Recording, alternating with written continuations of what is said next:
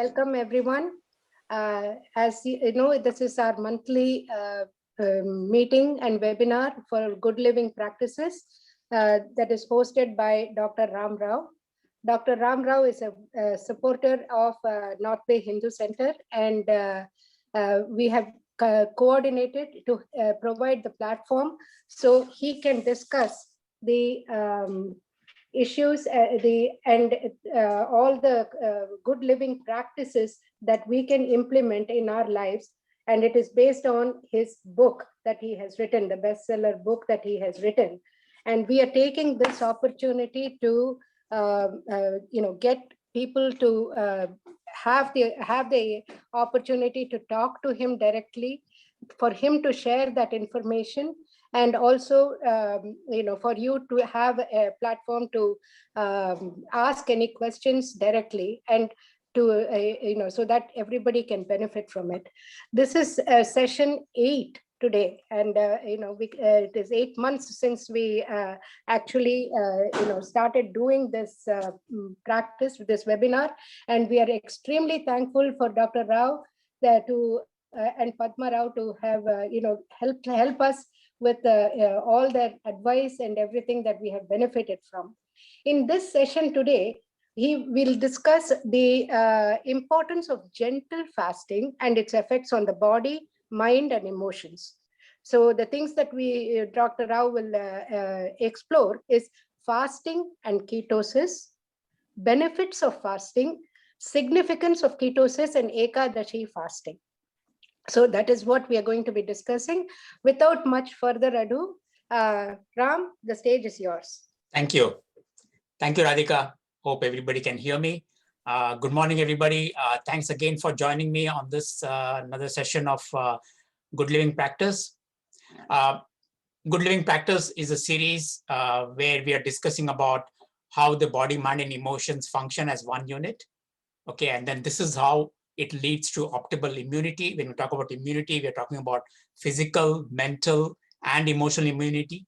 And over the last few sessions, we saw various tips or tools that I provided in order to build and sustain this immunity. All right, so let me recapitulate what we discussed so far, and then we'll talk about today's topic. So let me go ahead and start sharing the slides here. Give me a minute here. And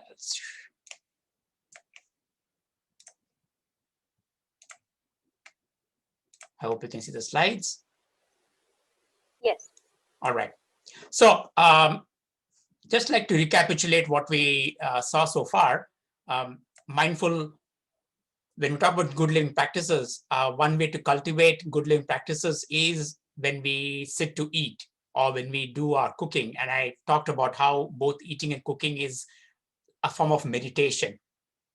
And then when we talked about physical exercise, I also talked about how we bring in physical exercise involving not just the physical body, but even the mind and the emotions as well. And then the same thing applies when we are doing our mental training exercises, brain exercises. And I talked about the importance of brain exercises in the form of how it molds or how it sculpts the entire brain. And then we talked about the regular act of a selfless service in any form of any duration, in order to sustain the health at all three levels: body, mind, and emotions. And then I spoke about the importance of tuning and maintaining our 5 sensory organs, the Pancha Gnanendriya, in order to nourish the body, mind, and emotions.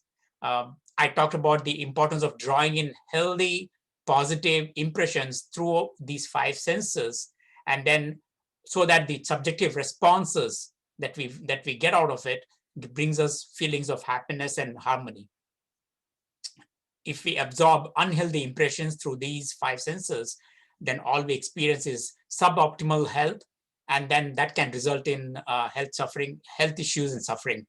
And then in the last 2 sessions, I talked about the sense of sound and ears, okay, sense of touch, and then the eyes, the sense of sight. This week, I could have continued about the other 2 senses, but because we had some requests from audience, from some of you, I'm taking a slight detour here And instead of talking about the sense of taste and smell, which is still pending, today I'll be discussing on another important topic that our participants felt. And this is the topic about fasting.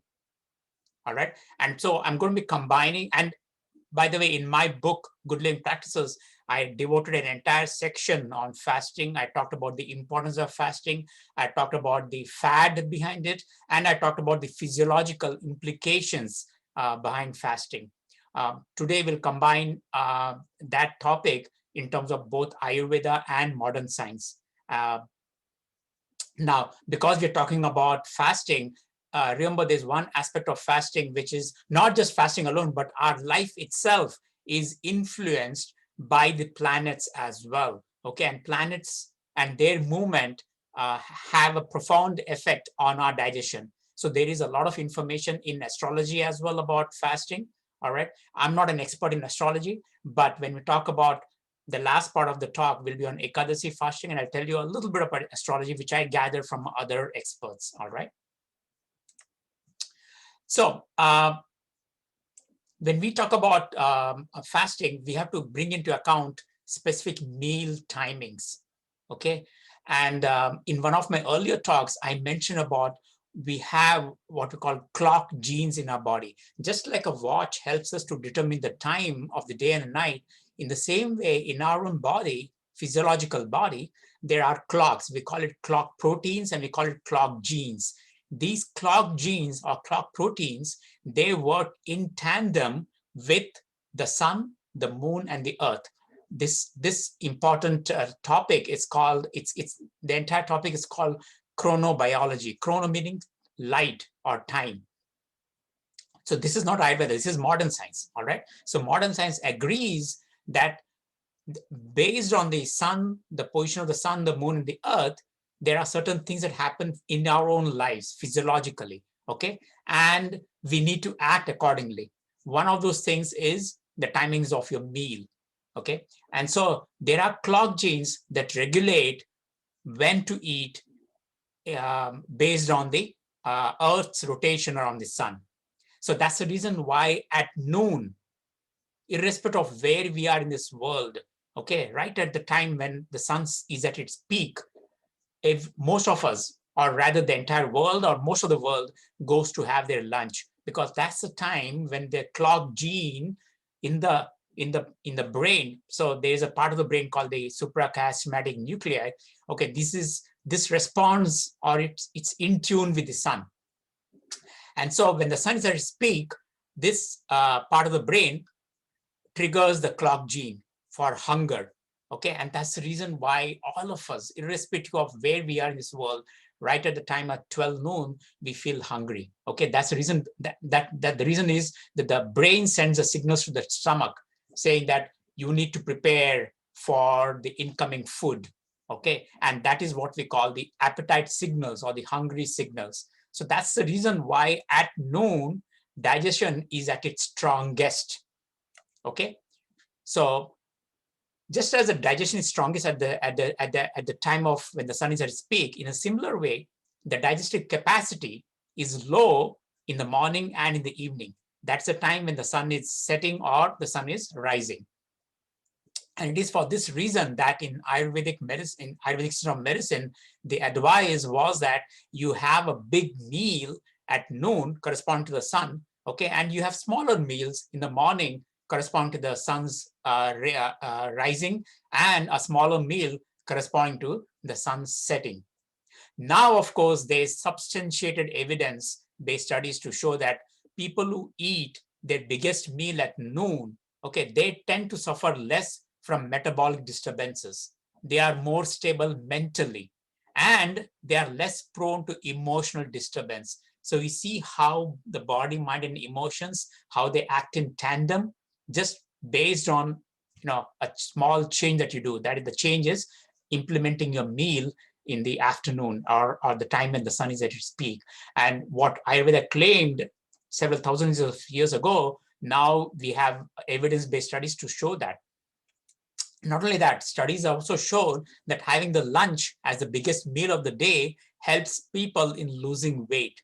Okay, and this was an evidence-based study where time and again they showed that people who had the biggest meal at 12, they lost substantial amount of weight. And so this becomes very important, especially for people who are obese or who are trying to gain or who are trying to lose weight or who are experiencing insulin resistance, which is a risk factor for diabetes. So timing your meals based on the sun's position prevents weight gain. It prevents the onset of all digestive issues. It also ensures harmony in the body, okay? And thereby you experience optimal health and wellness.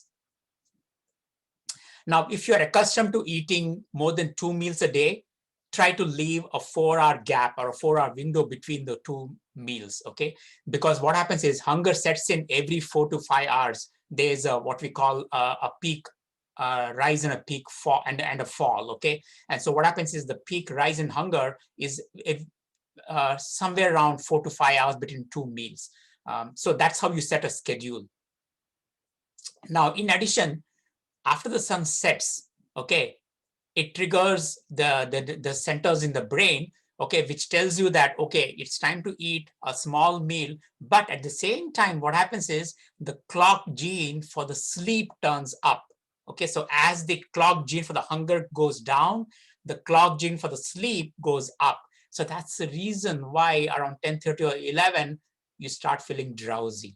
Okay, now Ayurveda says that you have to keep a 3-hour gap between your dinner and sleep in order to ensure good quality sleep.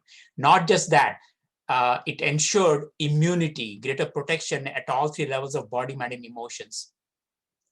So what Ayurveda texts recommend is that once you finish your dinner, you stop eating any caloric foods after your dinner, okay? And then what Ayurveda says is you break your fast next day morning after the sun has risen, which is like, basically they don't say an 8-hour gap, but we now know from our evidence-based studies that a 12-hour gap between your night dinner and the next day morning breakfast is extremely good in order to sustain optimal health and wellness, a 12-hour gap, okay? And modern research now agrees with this Ayurvedic fasting window of 12 to 15 hours between the last meal, which is your dinner, and the next meal, which is your breakfast. And so you hear people who are, especially who are very prone to following these timings very strictly, you hear them talking about these numbers called 12-3, 13-3, 14-3, 15-3. All it means is the numerator or the top number, 12, 13, 14, 15, means that's a time gap they're giving between dinner and breakfast. So 12-hour gap, 13-hour gap, 14-hour gap, and 15-hour gap. The denominator, number 3, or the lower number 3, indicates the time gap you're giving between your dinner and sleep. All right. So that seems to be constant. People like to keep that constant 3-hour gap. What you like to vary is the top number, 12 to 15 hours. 12 to 15 hours is a very good time. Okay. If you can do for 12 hours, perfectly all right. If you can do for 13, 14, 15 hours, all the more good. Generally, we recommend not to go beyond 15, okay? Especially if you have some health issues. In fact, if you have any health issues, if you have diabetes, if you have type 2 insulin resistance, insulin sensitivity and all that, the best advice is try not to go for even a 12-hour gap, because for people with diabetes, you need a periodical, you need to replenish your sugar levels. And so 12-hour gap or a 13-hour gap or a 14-hour gap is recommended for people who do not have any health issues. Now, for people who have diabetes or other issues, health issues, you can try to maintain a longer gap. If it's not 12 hours, at least try to maintain a 7 to 8-hour gap, okay? So this 12 to 15-hour window, okay, between dinner and the next day morning meal is called ketosis. Okay, now what exactly happens during ketosis? So during ketosis, what happens is, because you're maintaining a gap of 12 to 15 hours of hunger, not exactly hunger, but because you're not eating any caloric foods, the body is looking for energy. Okay, and when it doesn't receive any energy in the form of food, what it does is it chews up the fat that is in the body. Okay, so it switches over from what we call glucose metabolism to fat metabolism. Okay, so in that 12-hour window, when you're not giving the body any food, the body switches over to what we call fat metabolism. Now, the breakdown products of that fat metabolism is extremely good for the body, for the brain, and for the emotions. A lot of things happen when the fat metabolism switches over, when it takes over.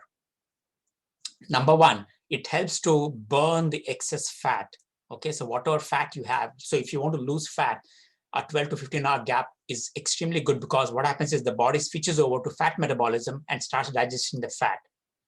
Number two, when you maintain that thing, after a time, what happens is it can suppress your appetite as well. Okay, you won't feel hungry so often. All right. So you won't around bedtime, you won't go for that warm cookie or a chocolate milk or any other kind of habit that you have.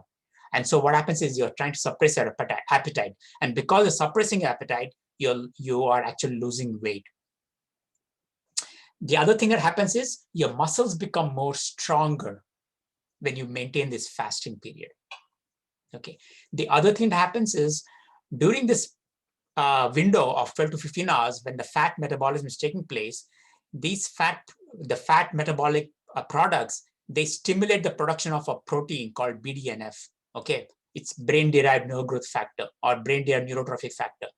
BDNF is what keeps you more active. BDNF is what keeps you, when in the morning when you wake up after 12 to 14-hour fast, if you think you're feeling very fine, you'll say, why am I feeling so good? That feeling of goodness comes from BDNF. Okay. And there's one more thing that happens if you maintain a long fast. In the brain, remember, every week, depending on where you live, every week, the person comes with a trash bin. I mean, he comes to collect your trash, right? You place the trash outside and he comes to collect the trash. In the same way, we are accumulating a lot of trash in our brains and in our bodies. Okay, we need to give time for the body to recycle that trash, to either remove it or to recycle it. Okay, when does the body and the brain get the time to do that? It gets the time in that 12 to 15-hour window, the fasting window. That's the time when both the brain and the body are utilizing that energy and the time to break down all the trash, either to recycle it or to throw it out. Okay, so if you don't give that opportunity, what are you going to do? You're going to accumulate more trash. And that more trash is what you see in the form of fear, worry, anxiety, anger, depression, fat visceral fat. Okay, and then the cloudiness that you experience, the brain fog that you experience. So at all three levels, you can experience what we call sort of a not a normalcy. Okay, you think there's something different about it. So doing the fasting window helps you to free up the energy system. It serves as a crucial defense mechanism against cancer, infection, and all kinds of degenerative diseases. Okay, so extremely good. But again, caution for people who have unregulated sugar levels or people who have health issues. You don't want to keep that 12 to 15-hour gap. Okay, try to play it so that you are maintaining the fast at the same time you are not hurting your body. Now, where is all this prolonged fasting? Now we talk about 12 to 15 hours. 12 to 15 hours is what we call a gentle and a nourishing fast. Okay. Now there are a lot of other fasting programs that you see out there where you severely cut back on calories, where you use prolonged fasting. Prolonged fasting is where, I don't know how much of this thing you're aware about, but in the technology leaders, just like the Twitter of CEO, the CEO of Twitter, not the Twitter, the CEO of Twitter, Jack Dorsey, and all the other CEOs of tech companies, they meet on a Wednesday in San Francisco. What they do is they fast for the 6 days, and then they meet on one day and where they gorge a lot of the food for the entire day. Okay, they eat that food, and then that food, then they use it to maintain themselves on a fasting period for the next 6 days. To me, that's a very rough way or not a healthy way of fasting. I wouldn't advise you to do that. Okay, so don't severely restrict yourself. Best is to maintain a 12 to 15-hour fast. In addition, there are what we call fasting mimetics. What is it? They are supplements or herbs or drugs that you take, okay, which mimics the fasting process. It switches on the physiological machinery as though you're fasting. Okay, I wouldn't suggest that either, because all these are artificial ways of fasting and they can have a negative impact on your health. So even though scientists and technology leaders have jumped on these fasting mimetics and dieting and severe fasting, all that, please, I wouldn't go there. Okay, the best and simplest way and the healthiest way is to maintain this 12 to 15 hours, because all the other methods can lead to mental fog, it can lead to fatigue, it can lead to weakness. The first few days, maybe you feel healthy, but towards the end, you'll start really feeling all these other problems. So in a general practice, how does ketosis look like? Let me give you my own example. Okay, what I do is I try to wake up around 5:30 or 6, and then I engage in sort of a mental exercise where I do some either reading or writing or some work where I can memorize those things. So that I'm giving the brain sort of a mental stimulating exercise. I follow it up with 30 to 45 minutes of physical exercise that includes Surya Namaskars as well, because I'm facing the east, I'm facing the sun, and I'm doing it. Okay, so I'm doing the physical exercise. So what I'm doing is I'm not yet eaten. I'm following my fasting with a 30 minutes of mental exercise and a 30 to 45 minutes of physical exercise. Okay, by the time I finish all this and then I do my my oral hygiene practices and everything, by the time I finish all this, I would have completed a 13 to 14 hours of fast. That's when I'll try to have either a cup of chai or coffee or a small meal. I wouldn't fill up my stomach, but I'll have a small meal. So in all these things, what's happening is I'm combining my fast with a 30 minutes mental exercise, a 30 minutes physical exercise. Okay, both the mental exercise and physical exercise will stimulate the same pathways that the fasting stimulates. So fasting, brain exercise, and the physical exercise, they all converge on the same molecular pathway that results in the production of BDNF. So what an amazing, there was a reason why Ayurveda said that. There was a reason why they didn't talk about BDNF, but they spoke about the importance of mental, because if you recall, our grandfathers and our forefathers, when they woke up after they finished their Sandhya Vandan, what they did, they did their Gayatri mantra, and then they did their mantra meditations, and then they followed up with yoga meditation. After that only they had their first cup of coffee or whatever it is. So they practiced what Ayurveda had preached, and now we know why it is beneficial, because modern medicine now tells you what exactly happens when you follow up your fasting with exercise of the brain and the body as well. Okay, so in my case, I can consider myself as a 14-3, 14 hours of fast and 3 hours of gap between the sleep and the dinner and the sleep. All right, now where does this all bring us to when it comes to Ekadashi fasting? So there is a branch of science that is now emerging. It's called chrononutrition. Chrono meaning time and nutrition means diet. All right.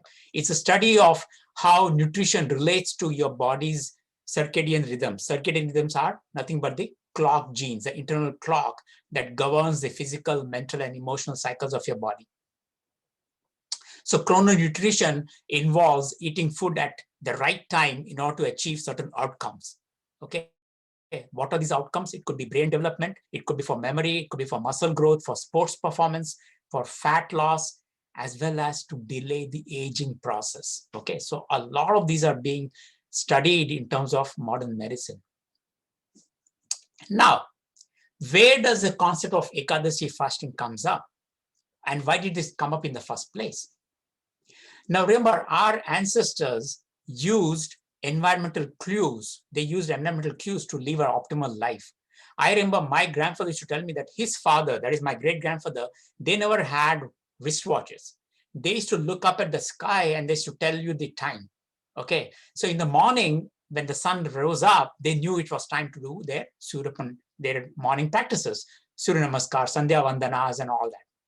Okay, and now we know what happens. Modern medicine tells you the numerous benefits associated with absorbing the early morning sun rays, okay, and what it does to your emotions, mind, and body.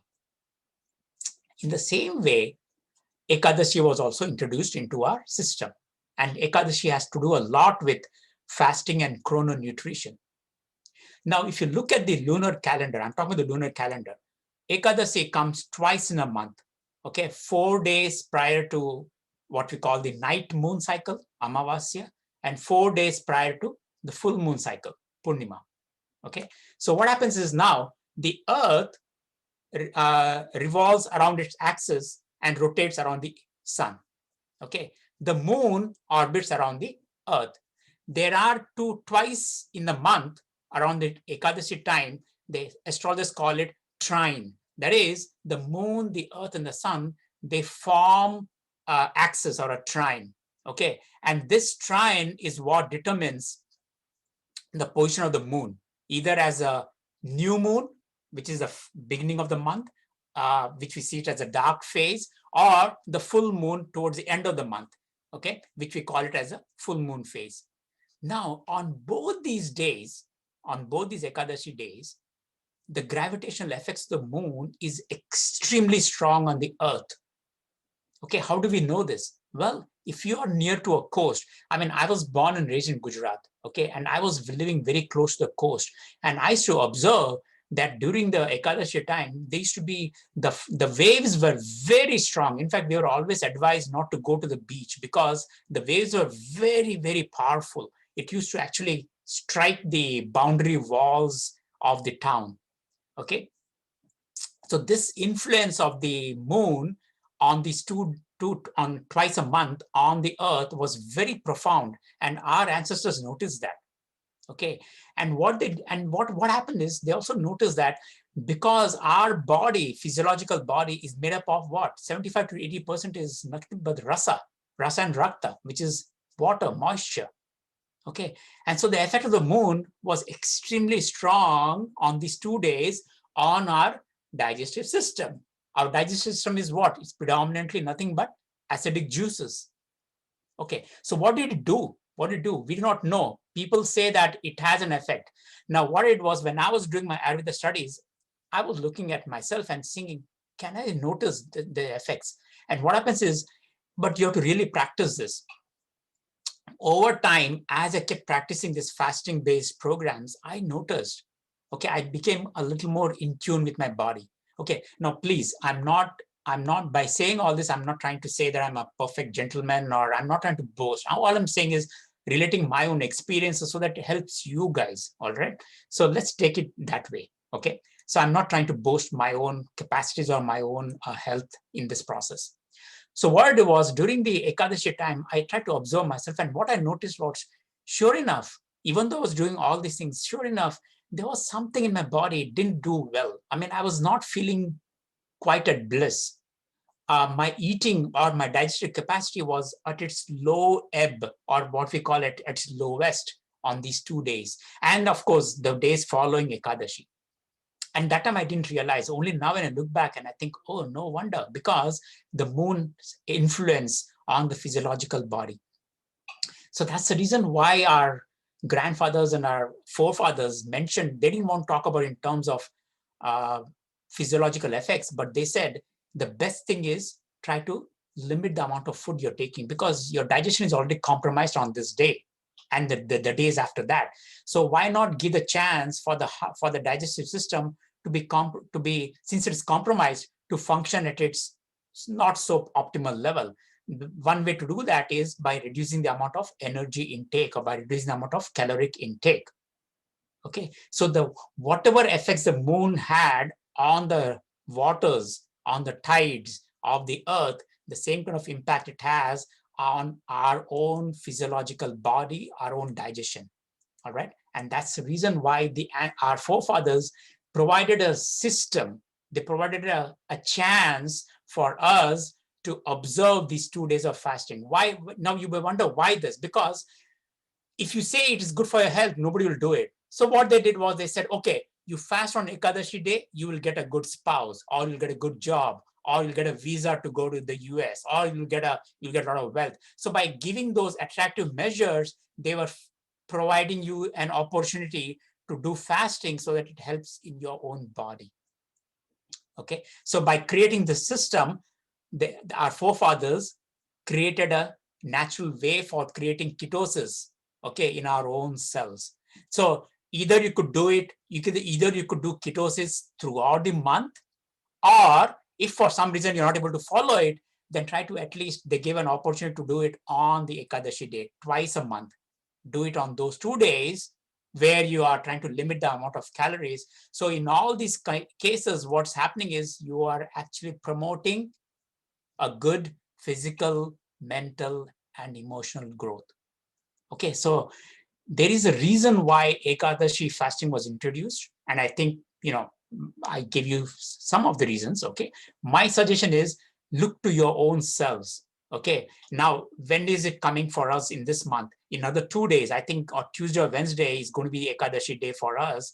Okay, this is the beginning of the Ekadashi time, followed by the dark phase of the moon, which is Amavasya. So my suggestion is try to look into your own cells. Okay, look to see whether is your digestive system appropriate on that day, or is it a little lower? And if you think it is lower, and if you think it is sort of not the same as other days, you know why. Probably it's because the moon's effect. And let me know, because I'd like to know what I'm experiencing. Is it everybody else is experiencing? So try to, if you provide a feedback, it will help us in moving further along with our contentions. All right. So like eating, fasting is not a physical activity alone. It's also a mental and emotional exercise. It helps stabilize the body, sharpens the brain, keeps you in a very positive emotional state. Okay. Fasting can be gentle fasting, ketosis, or you can combine ketosis with Ekadashi fasting, okay, in order to reset the body, mind, and emotions. All right. So this is the take-home message for today. Let me stop the sharing here, and I'll take your questions. Thank you, Ram. Thank you very much for that very, very informative session. Like I have mentioned before, the format would be, I would ask certain questions that we have received, and then it will be opened up to all of you. So you can ask your questions either in the chat box, and I can read it out to you, read it out to Ram to answer, or you can yourself unmute yourselves and ask those questions. So the first question I have, Ram, is what you suggest about the 14:8 and 14:3 or it looks like very similar to the current trend of intermittent fasting. Correct. And so and many there are many studies done that how effective that is. So it looks like this is something that based on the Ayurvedic method, it was something that existed, and now it is almost being rediscovered. Yeah, that is how I'm seeing it. So Radhika, let me make a slight correction here. So when we talk about intermittent fasting is where you decide to have either 2 meals or 3 meals a day. Okay, and then you fast the rest of the time. That is intermittent fasting. What we are talking about, a ketosis fasting or a prolonged fasting, is where you can have any number of meals in the daytime, whatever you want. But after dinner and then the next day morning, you are trying to keep a gap of 13 to 14 hours. That would be what we call the ketosis, or the physiological, or the prolonged fasting. Now, intermittent fasting is good in the sense that it is still good. It is beneficial, because what happens is you are trying to restrict the number of meals you're taking in a day. Some people like to do a lot of snacking. Intermittent fasting tells you to eat only a light breakfast, okay, and a small meal, a big meal, and then a small meal in the night, and then but there's absolutely no beverage, take caloric beverage in between, and there's no snacks in between. Okay. And of course, some people like to follow intermittent fasting with prolonged fasting, so that what happens is after dinner, they keep a 12-hour gap as well. So that is beneficial. So today's talk was all about the prolonged fasting, which is what you have between your dinner and the next day morning breakfast. Okay. Yeah, thank you for making that distinction, because that was something that I thought needed to be, I mistook it for intermittent fasting, but thanks for making that distinction. The other question I have is, many times you have this craving, to eat something, and it's not really hunger. How, to practice a good living practice of, healthy eating, how would you suggest that we distinguish between craving and hunger? Yeah, beautiful. Extremely good question, Radhika, because this is very important. A lot of people come to me saying that, yeah, but I feel hungry. So Mhm.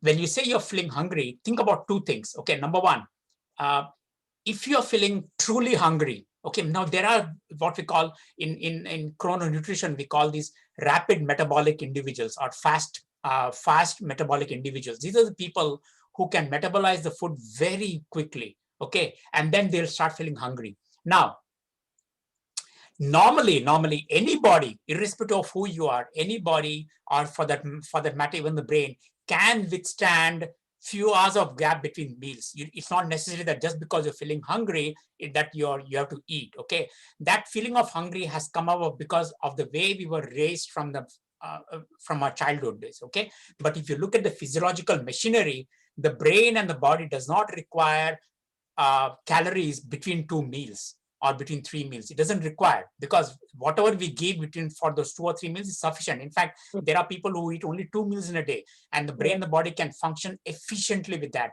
There are people who eat only 1 meal, okay, and the Yes. body can efficiently work, the brain can efficiently work, because they have mastered the art of keeping their body metabolism such that they can do that. Okay, now in general, for a general population, 3 meals is perfect. You don't need to have snacks. Now, if at all you feel hungry, think about two things. Is it making me dizzy? Mm. Okay, if it's making you dizzy, then yes, that means you need to really provide caloric material to the body. Okay, if it's not making you dizzy, but it's just the tongue that is hitting at you saying that I need to eat, I need to eat, I need to eat, then try to ignore that. Try to ignore that to maintain a gap of 3 to 4 hours. So if you have to eat, make sure, look back and say, when did you eat your last meal, or when did you eat your last snack, and try to keep a 3 to 4 hour gap. Okay, Mhm. and then you can eat. So yes, snacking is allowed, okay, but try to keep a gap of 3 hours. Why is a 3 hour gap important? Why am I going on stretching on 3 hour gap? Please remember one thing. It takes 3 hours from the time you eat your food. It takes 3 hours for the food from the stomach to enter this lower intestine. Okay, now the stomach has already secreted the digestive juices. Okay, and now when the food is allowed to enter the small intestine, those digestive juices no longer are required. Okay, now even before the food from the stomach enters the small intestine, if you start bringing in another bolus of food, it's sort of confusing for the stomach, saying that, oh, I'm supposed to withdraw. Where did this new food come around? So what's happening is you are stimulating more and more digestive juices. At the same time, you are stimulating more release of insulin. And that, Mm. my friends, is not good for the body. You cannot keep on triggering the stimulation of digestive juices and insulin. That is why a lot of people have metabolic disturbances. So if you have to eat or if you have to snack, make sure that you're given at least 3 to 4 hours of gap. Right. Okay. So the next question I have is, can you discuss some emotional traits or qualities that we need to cultivate for optimal health and wellness? Oh, that's a topic by itself. In fact, my book, the last 2 chapters of my book talks about that, talks about positive emotions that you need to cultivate and negative emotions that you need to overcome. Okay, I won't discuss in details, but since you have raised a question, let me tell you this way. We carry with us, and that's what when we define ourselves as humans, we carry with us an enormous amount of emotional baggage. Okay, and this emotional baggage is what it weighs us down. It clouds our emotions and perceptions. It clouds our awareness, and over time, failure to release these negative emotions can lead to almost all physiological imbalances: mental health, brain health, bodily health. Okay, so that's the reason why Ayurveda and yoga, and of course modern medicine, now whatever I'm saying is supported by modern medicine. We have done some work in our labs, and other people have done work. Positive traits like happiness, contentment, loving kindness, honesty, non-violence, all these are extremely important in order to keep your body, mind, and emotions in sync. Okay. At the same time, it's just not about cultivating positive emotions. At the same time, you have to overcome negative traits as well. Negative traits include anger, judgment, jealousy, selfishness, all these things, because you want to welcome desirable thoughts. At the same time, you want to overcome all these negative thoughts as well. And only then, modern medicine says, only then will you experience complete satisfaction and joy. And you know what? People who are, into Bhagavad Gita in this group or other places, that's what we read in Bhagavad Gita as well. Okay. And this goes very well with our, not only our Vedic scriptures, but there is a lot of scientific studies to show that what you cultivate, in terms of emotions is very important in terms of your body, mind, and emotions. And so what we will remember is, we will shelve this topic and have 1 or 2 sessions just dedicated to that. Absolutely. In the future. So sure. This is just a short answer. So Sure. just for the group. This is another question that's come up in the chat from Rajvi Berry. Take half serving of vital proteins, collagen proteins with tea, calories less than 50 calories before 15 hours are finished. Does that break ketosis? So ketosis always gets broken when you don't maintain the 12-hour fast. A 12-hour fast is required because what happens is people have shown this. In fact, so the switch over from this carbohydrate metabolism to fat metabolism takes place, okay, anywhere between 7 to 12 hours of complete withdrawal of calories. Okay, and that's the reason why we always say that even sugar beverages are not advised. Late night milk, some people call it Ayurvedic recommendation. Ayurveda doesn't talk about giving a late night milk. Milk is good, but not late night. Okay, you need to take it before. So you have to give an opportunity of 6 to 12 hours for the body to switch over from glucose to fat metabolism. Okay, so that window is required. Okay, after that, once you give that opportunity, then you can do anything. You can bring in nuts, you can bring in breads, you can bring in confectionaries, you can bring in milk, whatever it is, you can bring in, it's okay. But a minimum of 12 hours is required to maintain that gap, to switch over from the benefits of carbohydrate to fat metabolism. Okay. So I have 2 other questions that I'm going to ask at the end, but I'm going to open it up now to the group. And if you have any questions, please feel free to ask Ram. Hi Ram, again, this is Shivashankari. Thank you both Radhika and you, and for organizing everything as usual. My question is like follow-up to that emotional question, right? To keep the emotional balance, whatever. Due to this current pandemic situation, negativity everywhere, personally, publicly, wherever you see, it's all negative thing, right? How do you keep your emotion in positive way? Like how do you train your mind? I know it's a very nonsense question, it's personal, I'm not sure, but then that's why I'm asking, is there any way that you can train your mind to be positive in spite of all these things? Will that affect the metabolic activity? Definitely. Oh, absolutely. I mean, please remember one thing, just because we are saying emotions don't show up in the form of body weight. It doesn't show up in the form of heartbeat. It doesn't show up in the form of pulse. No, emotions are all in the brain, in the subtle aspect of the brain called the mind. Okay, and it doesn't show up. But remember one thing, even though it is not showing up, it has a profound effect on brain activity. It has a profound effect on brain function. It has an effect on physiological functions as well in the body itself. Now, modern science recognize, and you know what? Both Ayurveda and yoga, what do they say? Disease first starts in the emotions. Emotions lead to problems in the brain, and then from the brain it shows up in the body. Because we don't see it as an emotional imbalance, okay, we continue to harbor those negativity, and then finally it'll show up in the body either as acidity or skin conditions or liver condition or heart condition or kidney condition. But please remember, behind every organal disruption in the physical body, there is a mind and emotional component that has happened before. Okay, so emotions play a very vital role. So you have, whatever happens, you cannot cultivate negativity. Okay, and Shankari, you didn't have to use the word nonsense. Okay, because those are the kind of words we want to avoid.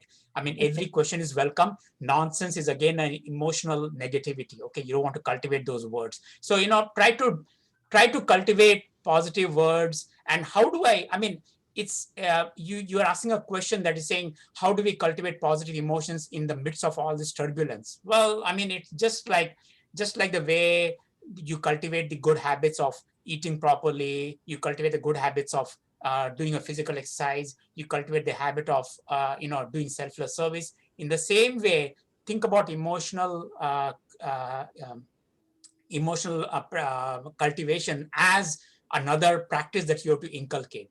Okay, so always try to be positive, always try to speak positive, try to use those words that, think about one thing. um, the words that you choose to use should not affect the other person, especially if you're talking to another person. It should not affect the other person in any form, okay? If there's a strong reaction coming from the other person, it means that the words you used are not correct. So that's another great exercise that you can start using. I mean, there is a reason why Gandhi mentioned, and of course now you have such a great fan following of Gandhi's in this country and other parts of the world, in the form of non-violent communication. I mean, non-violent communication is coming in a very big way in order to ensure that you use the right kind of words, so that it not only affects the receiver, but even the doer personally. Okay, so I leave it to you. I mean, in my case, what I do is, when the minute I get depressed or something, I try to go out and take a walk.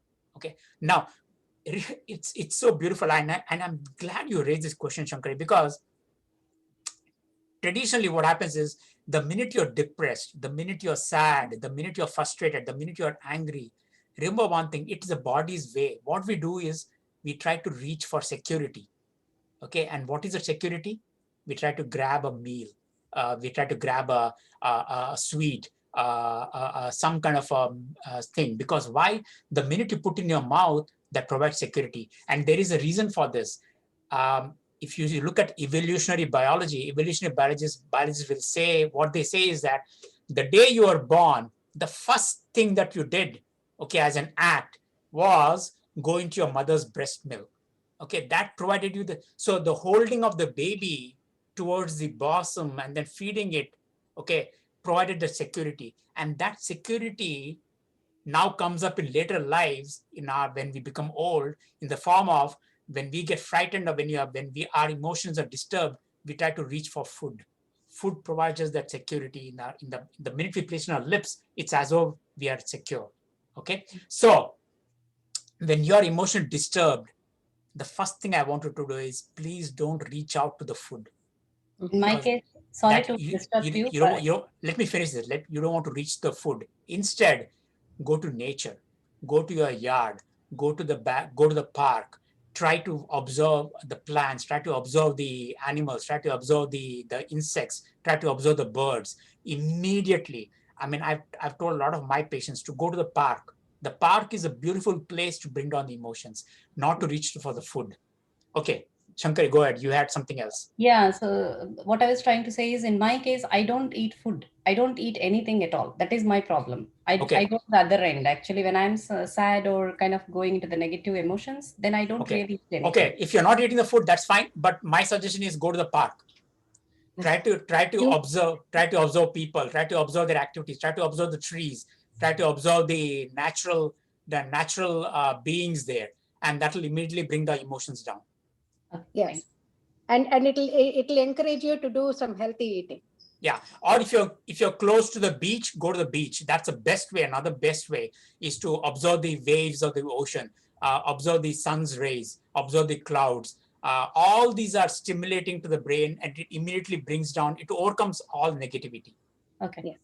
Yeah. I have one question from Ramu, and it is, what should be the schedule of food or juices intake on Ekadashi fasting? Beautiful. Very good. So now, okay, so we talked about all these timings, right? And then we brought in Ekadashi fasting. And the question is, okay, So Ekadashi fasting, you don't have to do the way the traditional saints do, where they go for a full day, they fast. You do not do that. You can definitely eat. Okay. The only thing is, if you are if you have a practice of eating 3 meals a day or 2 meals a day, okay, 3 meals a day, try to phase in. So on Ekadashi day, do 2 meals a day. Do it for a few months, and then see if you can do on Ekadashi day just 1 meal a day. If you have a habit of eating 2 meals a day, then switch over to just 1 meal a day. Okay. And you can have it anytime. Okay. You can have it in the morning, you can have it in the afternoon, or you can have it in the evening. But if you have it in the evening, make sure that you maintain a 3-hour gap before you hit the bed. Okay. So on Ekadashi day, if you are having if you've been having if you've been leading a life where you're eating 3 meals a day, on Ekadashi day to have 2 meals. If you are habituated to 2 meals, switch over to just 1 meal on Ekadashi day. Have it anytime. Have it either 10 in the morning, or have it at afternoon, or have it in the evening. It doesn't matter. But please make, if you're having in the evening, make sure that it is much 3 hours before your bedtime. Okay. Okay. Now, with regard to what should you eat, what should be eating, or what should be drinking, I leave it to you. You can either have a complete meal, just 1 meal, or you can really go light. Because in my case, what happens is I try to limit myself to, a combination of khichdi and water, or khichdi or lime juice or something like that is good enough. Okay, khichdi helps you to get the amount of nutrients in the vegetables. Okay, and then the beverage in the form of lemonade or amla juice, something like that, helps you to digest that better. So try to have a light meal. Make sure that you have enough spices and vegetables. When I say spices, not chilies, but chili, that spices enough to stimulate your digestion, and then have a small beverage or something. So that in itself is good enough to fulfill the fasting criteria of Ekadashi. What is the reason, Ram, in many of our Hindu fasting, this thing, like they have these sabudana khichdi, or they have a special kind of vrat rice or something like that, Yeah. that they eat. Right. Is there any kind of a significance for that, or Yeah. is there even because in my mind, there is not much. It's just carbs. It's just in from the modern way of thinking. I know it is a light, but if you can shed some light on that. Absolutely. All of you, I mean, so just to let you know, I mean, some of you may have a biology background. In case you don't have, so there is a process in the body called TCA cycle, or citric acid cycle. Okay, that's a cycle that switches on the entire metabolic activity. Okay, so just like the way you start a car, if you want to start a car, what do? You either put a key, if it's a key containing starting, or if it's a keyless, then you press a switch. Okay, that switches on the engine, and then you can move your car. In the same way, what is that key inside our bodies, okay, to switch on the physiological activities? That's what we call the TCA cycle. And the TCA cycle starts the minute it sees sugar. Okay, sugar in the form of carbohydrates. So that's the reason why, when remember in India and in other countries as well, but typically in India, we read when people go on a strike, okay, when they go on a fasting strike, remember they go for 10 days, 15 days. What happens when they break their fast? Think about what is it that they do. They drink a glass of orange juice or lime juice, because what happens is the sugar in the juice, okay, or the sweeteners in the juice stimulates the TCA cycle. Okay, once it stimulates, then you can now overload your body with other meals. Okay, so on the same note, on a fasting day, this is the sabudana khichdi that you're talking about, Radhika. Especially true if you have fasted the whole day, and now in the evening when you want to break your fast, okay, you want a caloric fast. Okay, you're breaking the fast, right? You want calories, so you switch on the TCA cycle. So the way you switch on the TCA cycle is to have a carbohydrate based food. Okay, and sabudana is the best carbohydrate based food that you can switch on. Now that doesn't mean that it's the only food. Maharashtrians use a lot of Maharashtrian Gujaratis, they use sabudana. In South Indian cultures, we use, that's the time then, at least my grandfather, they used to eat khichdi. Khichdi Yes. contains both pongal. Pongal is the best example. So pongal is the equivalent of sabudana khichdi in the South.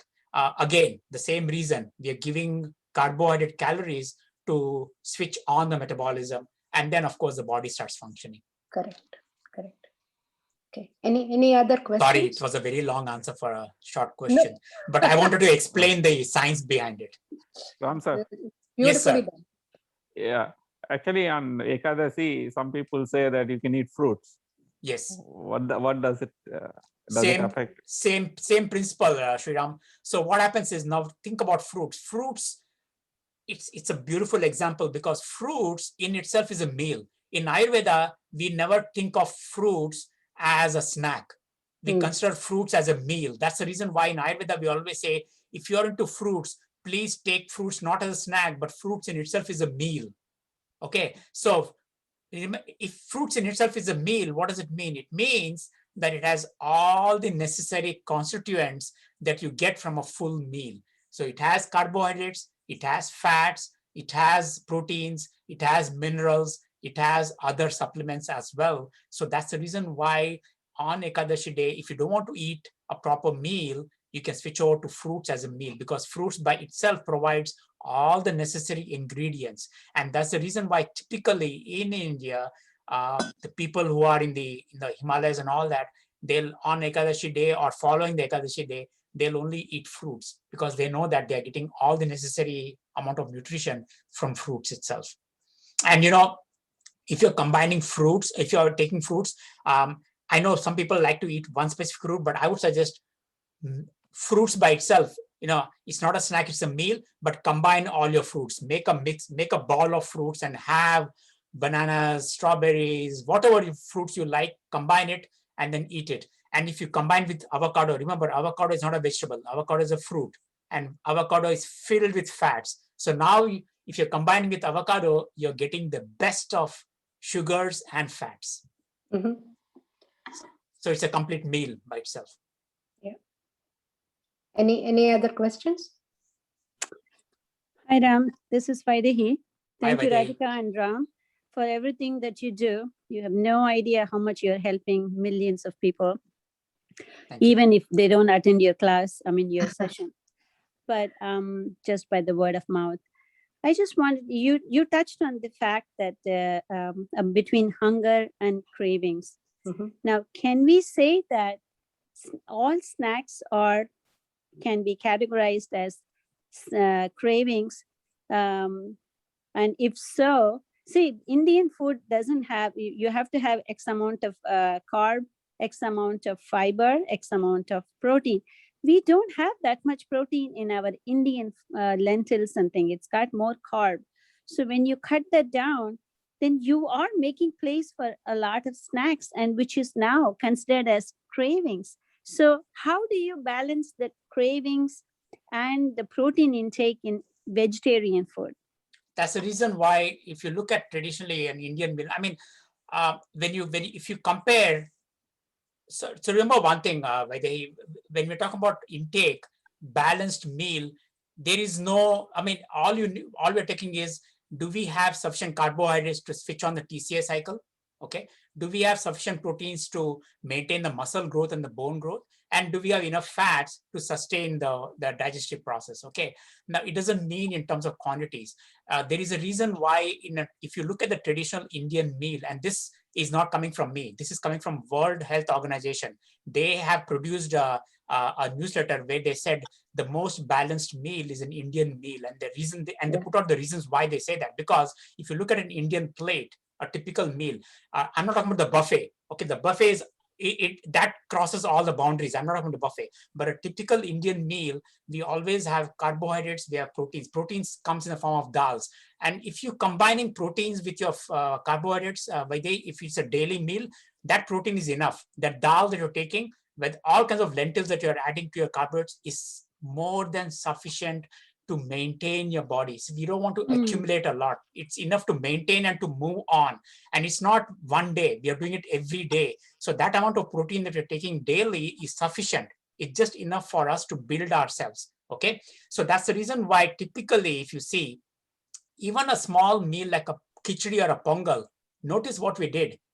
Okay, it's not just carbs. We combine carbs with proteins. We combine carbs with we combine rice with dal, so that we are getting the best of both of carbohydrates. And then we add, what did we do? We added ghee.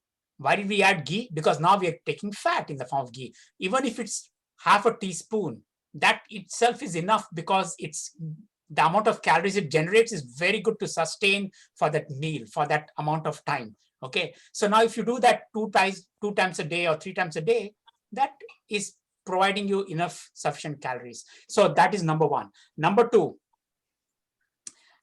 cravings again. The reason being that now if you are depleted of your nutrients, that's when the body will tell you in the form of craving, saying that I need something. Okay, cravings at times can be a body's way of saying I'm deficient in something. Okay, so you have to understand that you have to understand the difference between physiological craving and a psychological craving. Psychological craving is nothing but, oh, I was born and raised in this environment, I have to eat my chai at 4 o'clock in the evening.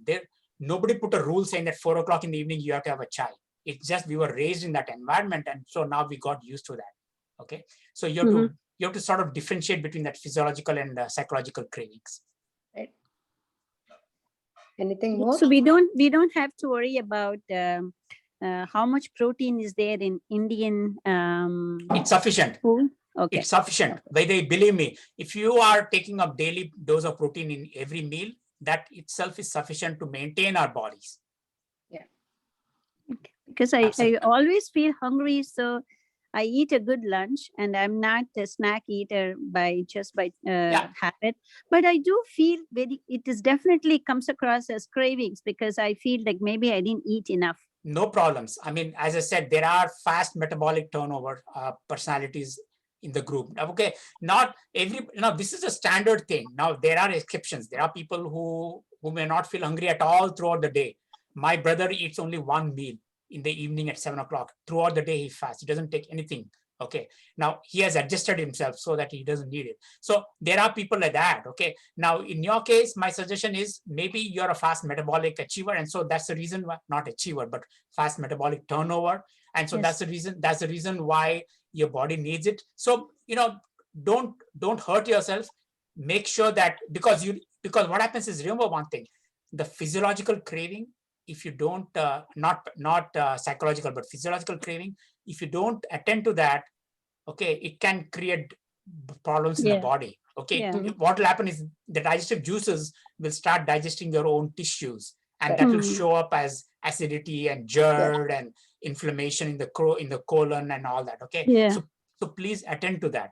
Okay, if you have maintained a 3-hour gap, please go ahead and take something to bring down that craving. Don't say that because Ram said I'm going to maintain another 4 hours of gap. No, you don't want to hurt yourself in that process. Thank you, Ram and Radhika. Sure. Any other questions? Yeah, I have a question from Ram. Yes, sir. Ramji, how are you? Very good. Thank you. You just mentioned about avocado. So I'm trying to understand. You said take avocado with fruit, or one can take it with vegetables also. Is there No, I'm saying if you're having a fruit meal itself, okay, and if you're worried that your fruit meal may not have fat, it may lack carbs and proteins. If it doesn't have fat, combine it with avocado, because avocado is a fruit, and it's a fat based. Okay, but we can take it.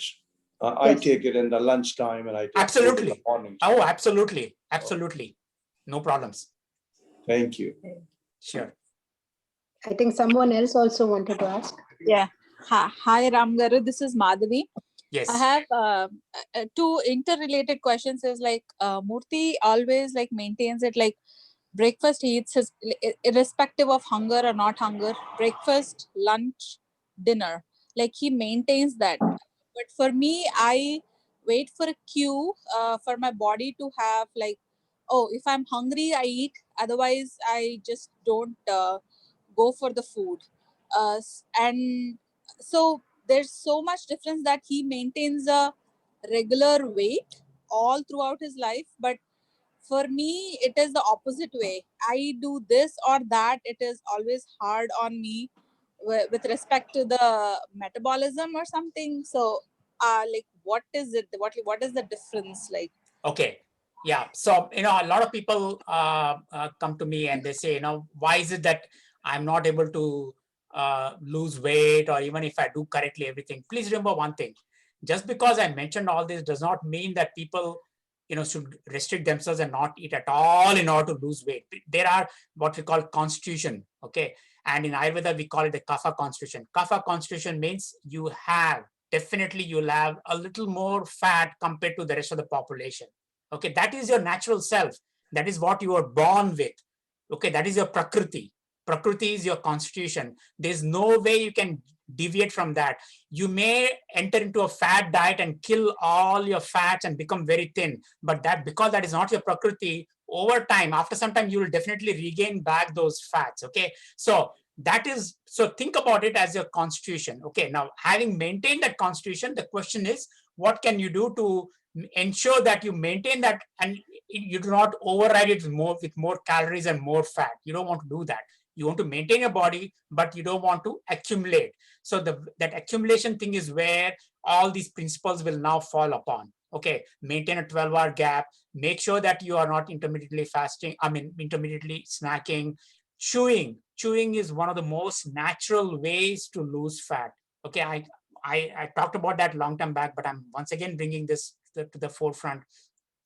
The more you chew your food, the less you will start eating. Please remember that. Okay, a time comes when after 4 morsels of food, you will feel so full that you won't feel like eating anymore, even if it is very tasty. Why? Because when you are chewing your food so much, you are combining the food with the saliva. The saliva goes along with the food, and then you're filling up your stomach with the salivary juice and the food. After some time, the saliva becomes so much, it will tell the brain, I'm enough. I don't want to eat anymore.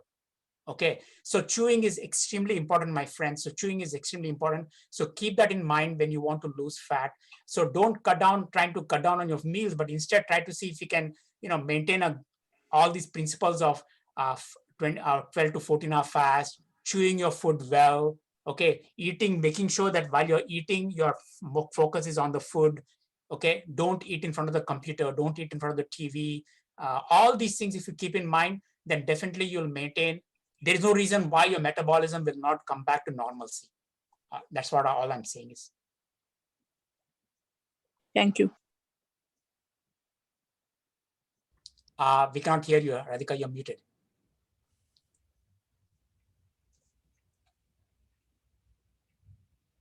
One more question from Rajvi again, and it says, what are your views on ancient grains and collagen proteins? So, so vital proteins versus collagen proteins. Yeah, why suddenly are we looking into, it's coming in the forefront now. All these ancient grains are coming in the forefront. There are so many people out there now touting the benefits. There is no doubt ancient grains are extremely, extremely important. Okay, but that doesn't mean that we should be running after them. Because now a lot of people are now, because remember one thing, ancient grains are not growing to the capacity where we can feed the entire world. Okay, so we cannot run around to get those ancient grains. You don't want to spend money and a lot of, because some of these is not even grown properly. They're very small tracts of land are growing them. Okay, so there's always a question of supply and demand.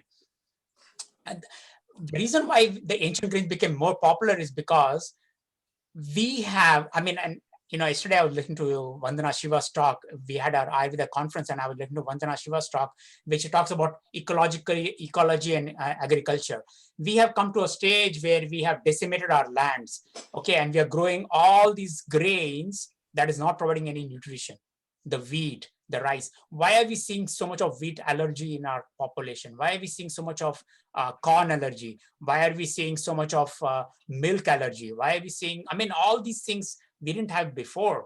Why are we seeing it now? Because the thing is, the way it is being processed, the way it is being cultivated, the way it is being given to us, all these, and then of course, our own dispositions, how we are behaving ourselves, how we are entering this competitive world. We are chasing after so many things we don't need to chase. So it's a combination of everything. that's affecting our nutrition. Okay, and so now to override those detriment factors, people have chosen ancient grains. There is no problem. Please, if you're into ancient grains, it's really good. But please remember, ancient grains are expensive. It's very difficult to get them. There are now a lot of shops carrying ancient grains. They have the same nutrients, they have the same minerals, they have the same vitamins. The only thing is, because it is not grown by the big agricultural sector like Monsanto and all that, ancient grains are still maintaining their ancientness. Okay, had we maintained the same ancientness, our wheat and our rice and our dals would have got the same benefits as ancient grains. Okay, but now because Monsanto and other big companies have taken over the wheat and rice production, we have now throwing the rice and wheat out of the basket and we're bringing in ancient grains. It's good, no doubt. But all I'm saying is that don't throw away your rice and wheat. Try to see if you can still get your brown rice or brown wheat or organically cultivated, and try to get the benefits from them as well. Right. So it is one thing I have to say, it is very encouraging that we have gone over our 1 hour mark. And I'm sure it's still not sufficient. I'm sure people are still hungry for questions. Please do not stop your questions because we want to. We would like to continue. Send your questions by email to contact us at northbaytemple.org or to Ram, and we will be sure to incorporate those. I just want to end the session today with just a couple of questions that have come up. But in full disclosure, I would also like to mention that Ram and Padma have been supporters of North Bay Hindu Center. In fact, Ram and Padma are one of the founding members of North Bay Hindu Center. When we started talking about the temple project and the center project, they are one of the founding members and they have been extremely supportive. And these next two questions, I'm just going to combine them into one, is something that Ram would like to explain about. These are questions that we have received. How are you, that is Ram and Padma, benefiting from these courses? You're not being paid, I assume. Neither is there any opportunity to pay for your teaching. So what motivates you to teach? Is there any way we can help to ensure that these sessions continue for long? And this is something, and I will say in full disclosure that North Bay Hindu Center does not pay Ram anything. This is completely voluntary on his part. We are all benefiting from this. All we have done as a North Bay Hindu Center is to provide a platform for Ram to share his wisdom. So so that is a part of the thing. So Ram, I'm just leaving it open to you to answer this question. Do you want me to answer, Radhika? Okay. All right. So what motivates me? Number one, the platform that NBHC created. Okay. The motivation and the enthusiasm of Radhika, and of course the team behind all these sessions. There are all the hidden faces who do this job for us, making sure the platform works well, and it's on the it's on the website and all that. Okay. And then of course, my journey on health and wellness. Okay. Just since I'm experiencing, both Padma and I are experiencing some goodness. We won't say that we are fully on the path, because we're experiencing a lot of goodness in the things that we do. We want to share this. We want to share this knowledge to others as well. So that's what's motivating us. For us, it is a service. Okay. And when you talk about a service or a seva, there's no question of money here. We don't want to, I mean, there may be some amount coming, but we don't want to take that amount. Okay, that's one thing. The second thing is, I like it because whatever amount comes, it's going to NBHC. So that is helping NBHC, because NBHC has got its own agenda. They want to have a temple, they want to have a community service, they want to do this. So it's helping them as well. So that's another motivating factor. Now, how can you help the sessions to continue? Well, keep coming like this every month. Radhika and I, we are putting it up for everybody. So keep attending it, absorb the information, practice it on yourself. Yes. And then, provide your feedback, because your feedback, if you think you're doing well and it's helping you, then you can spread the word around. so that Yes. what happens is others will benefit. So even though, I mean, we do have a WhatsApp group, but it doesn't mean that we should, it's not a boundary. So you Yes. can always spread the word, try to enlist other people, try to send the information to others, only if you think you're benefiting from that. So if you spread the word and then send the link to others as well, these sessions can continue. And of course, the reason why I brought Ekadashi fasting this month is because there were 2-3 people who wrote to me saying that, Ram, can you please explain to us the importance of Ekadashi fasting and the ketosis part that you wrote in your book? So I thought this was very good. So if you send some information like that, it motivates us, it will keep Yes. us moving, and it will help us as well on this journey. And of course, Prima, one thing, it's a samoha. All of us are on this journey of health and wellness. So, there is no competition here. There's no money involved here. It's all of us are holding hands and moving in this journey. So let's do it all together. So that's what is motivating. Definitely. Thank you, Ram. And, Thank you. We are very, very thankful that, they are giving their time and their energy and wisdom to share with us. Not by Hindu Center, our motivation is to have the temple project. That is one thing. But that is also the thing of, service being a form of prayer also. It does not need to be, and that is the reason why we are bringing this as to the community. And how you can benefit is, you can also, if you are inclined to, it is not a pressure. If you are inclined to, please go to our website, notbaytemple.org. You can sign up as a recurring donor. And your contribution, it can be any amount.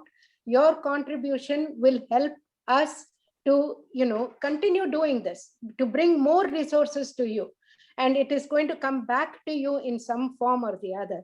And that is our pledge to you, that we will continue to do it regardless of your participation or donation. We will continue to do this, but it will definitely ease the, your contribution or donation will definitely ease it.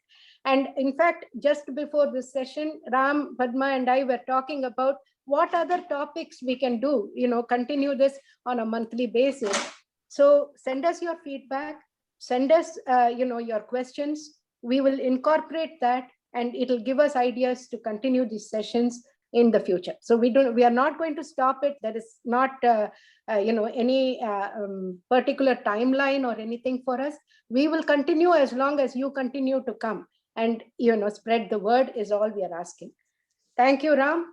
Thank you. So Thank you so one much. more successful session, and I really look forward to it. So Very next good. time in May, in Yes, June. absolutely. The month of All June. right. Yes, first Sunday. Thank you, everyone. Thank you. Thank Thank you. you, everybody. Thanks a lot.